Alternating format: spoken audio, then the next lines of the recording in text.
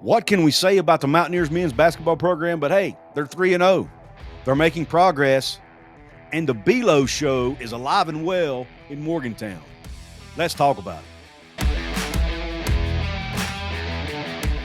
What is up, and welcome into this episode of Couz's Corner, your home for top shelf college sports news and analysis surrounding your precious gold and blue West Virginia Mountaineers. Now, West Virginia is coming off their third win of the season over the Lehigh Mountain Hawks, I think is their name. The first half, second half were different in the game. West Virginia in the first half, in my opinion, looked like the team that we thought we might get this year. Maybe not this early, but we think we saw a glimpse of what this team is capable of doing offensively, especially. We've seen what they can do defensively. They've played really good defense probably about, what have they played, 6 quarters of basketball or 6 halves of basketball. They've probably played good defense at least 5 of those 6 quarters. Or halves, I mean. So they're playing pretty good defense already, but man, the offense at times had struggled. First half of that game against Lehigh, the offense was humming. Honor Huff was knocking down threes. Brenen Lorient, who played well the whole game, he came out on fire. Harlan Obioha was scoring down low. They were cutting to the basket. Sharing the basketball just looked really good offensively. And went into the half with a big lead, 42-20 at halftime, dominating the game. Now, the second half, Lehigh actually tied West Virginia 27-27. They had actually outscored Houston in a previous game in the second half.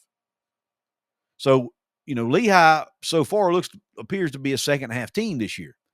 But West Virginia was still able to hold the lead and ended up winning 69-47, primarily because of the performance of Brenen Lorient. He had a double-double in the first game. He was 1 or 2 rebounds away from a double-double in game 2. He comes out in game 3. What's he do? Drops 26 points on 11 of 15 shooting, 3 of 4 from 3, 1 of 2 from the foul line, pulls down 7 boards and dishes out 2 assists in 32 minutes. The Below show was alive and well in Morgantown against Lehigh. He so far has been the best all-around player on this basketball team, and I don't think there's a question. Jasper Floyd had himself a pretty decent day, 7 points, 5 rebounds, 4 assists. Honor Huff, only 8 points on 2 of 10 shooting, 2 of 8 from 3. Trayson Eaglestaff, only 5 points. He continues to struggle and not be, in my opinion, not be aggressive enough and assertive enough on the offensive end of the court. He was 1 of 5 from the floor, 1 of 3 from 3 with 3 rebounds. Harlan Obioha, 12 points, 8 boards. That's what you want from your big man. 12 points and 8 boards. I will take that every single game this season. Now, it's going to be hard to do against Big 12 competition. I get it. But he's also going to get better as he plays more games in this system, with this coaching staff, with these teammates. He played well in the scrimmage against Wheeling. Had not done quite as well in the first 2 games, but comes out in game 3 and plays really well. Amir Jenkins comes off the bench with 6 points and 3 rebounds and 2 assists. He had a pretty decent overall game.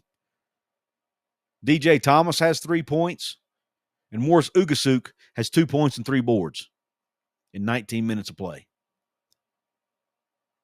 So hats off to the Mountaineer team for getting a win. I know some fans still seem to be concerned about the offense because they did look stale a little bit in the second half. They weren't hitting their shots as much in the second half. Trayson Eaglestaff continues to struggle. Honor Huff is struggling at times. Overall, West Virginia shot 47% from the floor overall, but was only 37% from 3, 64% from the free throw line. Again, you cannot shoot the free throws below 70% if you want to win in the Big 12, in my opinion. You have to do a better job making your free throws. And ironically, one of your best free throw shooters on the day was Harlan Obioha, who went 6 of 7. That is a good sign because he's likely going to be getting fouled more than everybody else. So if he can go to the line and drop 6 or 7, that's going to be a good. But your players like Honor Huff went 2 for 4 from the free throw line. The guy should be an 80-90% free throw shooter. You've got to do better than 2 of 4. Amir Jenkins was 1 of 2. Floyd was 3 of 4. Lorient 1 of 2. Oyadir 0 of 2. You have to do a better job making your free throws, especially if you're Honor Huff and you're that good of a shooter. I have confidence the young man will figure it out. Things will start, slowing down for him a little bit, calming down for him a little bit, and he'll start making some of these shots. Now, we better hope it happens before Thursday when the team up I-79 comes down I-79 into Morgantown for the backyard brawl.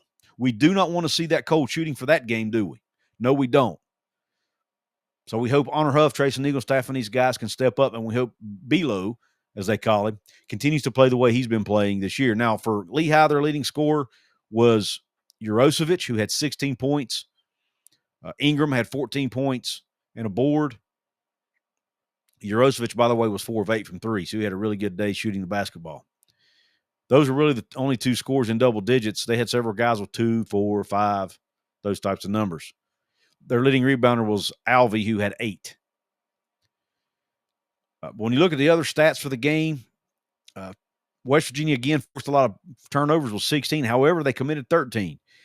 You'd like to see them lower that number, get it lower. They had 16 points off turnovers, but gave up 13. Again, they need to improve that. They out-rebounded Lehigh. They finally out-rebounded an opponent, thank goodness, by a margin of 38-25. 9-3 advantage on the offensive boards. Had 12-0 in second chance points because they only gave up 3 offensive rebounds. They did a great job keeping Lehigh off the offensive glass. They got 11 points from their bench, 28 points in the paint, which is good. No fast break points. Only 1 block. They had 13 steals, 11 assists. So pretty good overall day statistically. Again, they're getting better. You're starting to see some glimpses of what this team is capable of. Yes, they're not doing what they're not setting the world on fire. They're not looking as clean as we'd like them to look. But we have to remember there were some games early in the season last year too that didn't look great. The UMass game specifically. Remember they got the doors blown off of them against Pitt last year in game 3 of the season. And we were thinking, man, this is not going to be a good year. Then a week or two later, they turned around and beat Gonzaga in Arizona. We didn't see that coming, did we? So the team's 3-0. They're where they need to be. They're on the right track. They just got to keep getting better. They're going to get some guys back in the lineup who are out right now, Chance Moore and Jackson Fields. So we do not need to panic right now. Everything is fine. It's fine.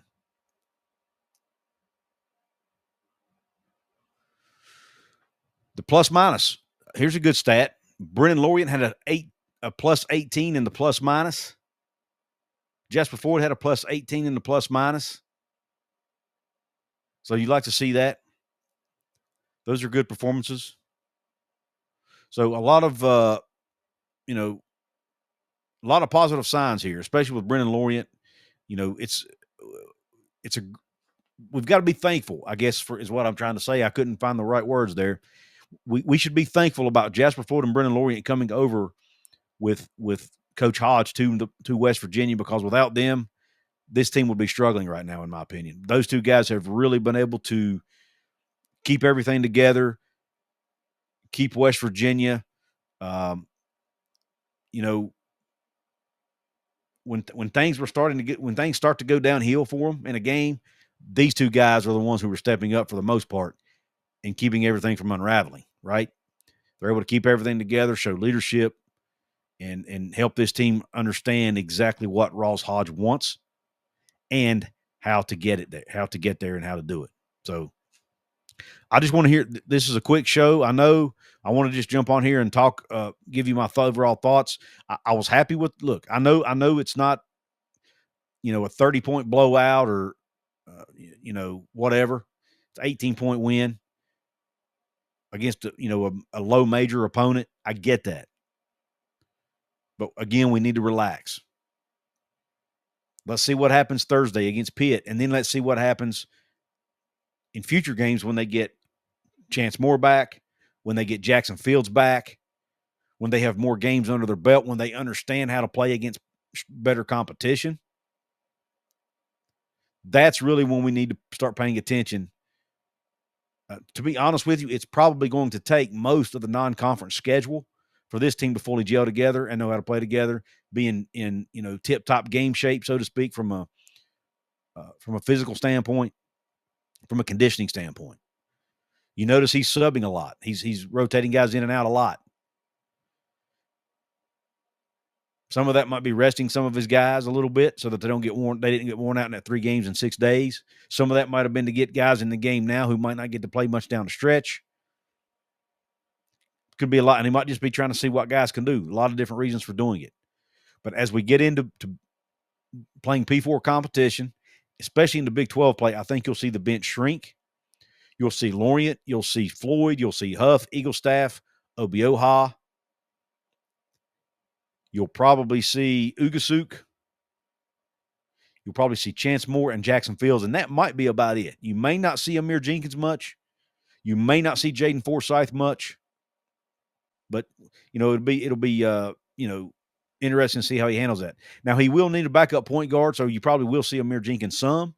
But I don't see Jasper Floyd being taken out of the game a whole lot once they get into Big 12 play. I really don't. He and Lorient will probably end up playing the most minutes of everybody else. Maybe Huff.